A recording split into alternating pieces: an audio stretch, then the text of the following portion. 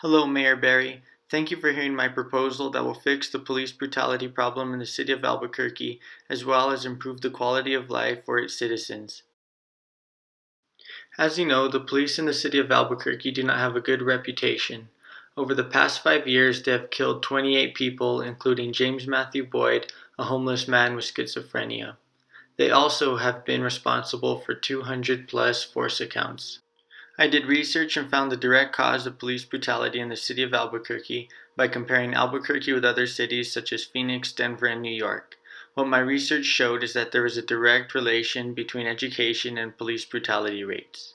My research also led to the discovery of officers being underpaid in the city of Albuquerque and new officers not being actively recruited. But because of these variables changing within the various cities, these were chosen to be indirect causes.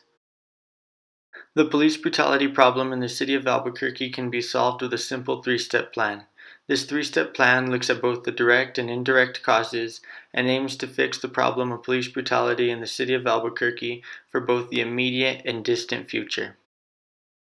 The first thing that has to be done is the salary of every officer in the city has to increase by $5 an hour. This will make the yearly salary of every officer in the city increase by $10,000.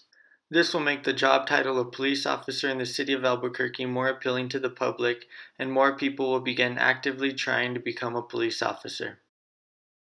Now, with several people wanting to become a police officer, you can move on to step 2 and increase the minimal requirements in becoming an officer. The requirements need to change so that the 32 credit hours from an accredited college cannot be replaced by 2 years of active military service, 2 years of working as the Albuquerque police service aide, or 5 years of service working for the government. Also, the 32 credit hours that must be attained from an accredited college needs to be doubled from 32 to 64. This will show that the applicants are educated and have invested time into becoming a police officer. Increasing the requirements will lead to educated officers who are thankful for the opportunity to be a part of the Albuquerque Police Department. These officers will be less likely to commit a brutality act. The Albuquerque Police Department then needs to begin actively recruiting smart, hardworking young men and women from local high schools by offering 10 $1,000 scholarships to the University of New Mexico with the promise to become a police officer. This will ensure that qualified officers will always be available for hire in the future. This will also put the Albuquerque Police Department in the spotlight for doing something good for their community. With approximately 1,000 officers in the city of Albuquerque, increasing each one of their pay will lead to a total increase of about $10 million a year. In creating scholarships for local students, this will cost the city about $10,000 a year. Now, this might sound like a lot of money, but considering the police brutality rates will drop in the city, the citizens of Albuquerque will no longer be afraid to leave their homes, and tourists will no longer be afraid to visit Albuquerque. The benefits far outweigh the costs. I am requesting a total of $10,010,000 to be able to begin my three-step plan and fix the problem of police brutality in the city of Albuquerque.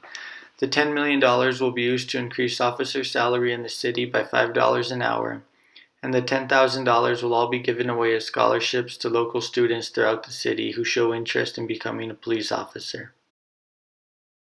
Thank you for listening to my proposal on how to fix the problem of police brutality throughout the city of Albuquerque. Please consider doing this so that no one will have a reason to fear an encounter with the police, and also so that the economic activity in the city does not decrease due to people being afraid to venture into the city. Over the past 5 years, the Albuquerque Police Department has paid approximately $23 million in lawsuits, so this three-step plan is not as expensive as you would think. I am not entirely sure how the money will be raised, but some options are raising taxes or forcing the most experienced officers with the highest salary to retire.